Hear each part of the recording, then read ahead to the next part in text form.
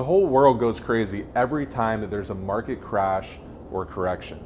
Let's go into ways that you can take advantage next time it happens.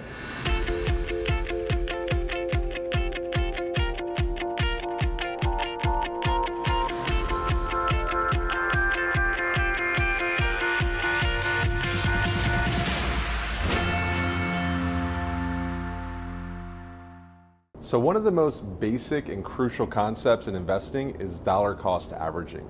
And what dollar cost averaging does is it really spreads out your risk over a long period of time. And you're probably dollar cost averaging without even knowing that you're doing it. Because as you put money gradually into a 401k, you are dollar cost averaging because you're putting money in over a set period of time. Now, if you've already accumulated your money, then you're no longer dollar cost averaging, and we're going to get to that in a second.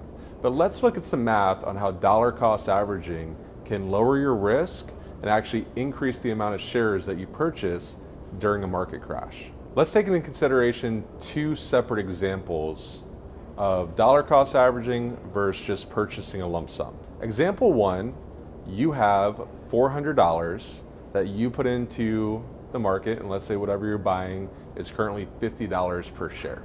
So that $400 at $50 a share will buy you 8 shares. Makes sense, right? Now let's take a look at dollar cost averaging. Instead of putting in the $400 all up front, we're going to put in $100 over 4 months. Month one, we have that same $50 a share, we know that, so you have just purchased 2 shares. Month two, same $50 a share, there was no price change. Again, you purchased 2 shares. Month three, what you're purchasing decreased by 50%. It was a terrible month. And now it's down to $25 a share. But you're still contributing the same $100. So now you have 4 shares for that month. Month 4 was also not a great month, and the shares went down to $20 per share, and you have purchased 5 shares.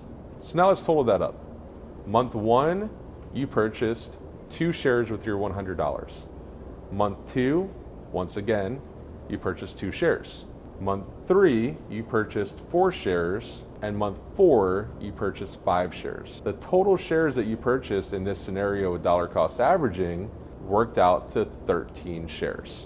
Now, once again, dollar cost averaging works when there's a volatile market, when there's a market crash or correction.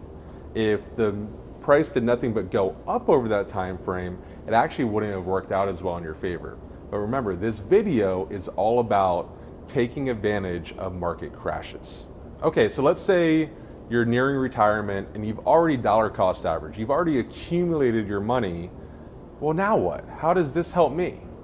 Well, one thing that you can do is re-dollar cost average some of your money. Meaning you can take your money out of whatever market index you have or whatever account you have that has the risk, and put it into something that's safe that will not go down with the market. And from there, you can reintroduce it back into the market over whatever time period you'd like. Now, remember, if you move your money to say cash and a market index goes up while you're sitting in cash, you do not get those returns. So there is some risk there that you might potentially miss out on some returns. But if you're fairly confident that the market's going to have some type of correction or crash, then this will be a great way to reintroduce yourself back into the market and possibly spread out some of that risk and take advantage of the market crash. Thank you so much for watching our video. If financial literacy is something that is important to you, please consider subscribing to our page.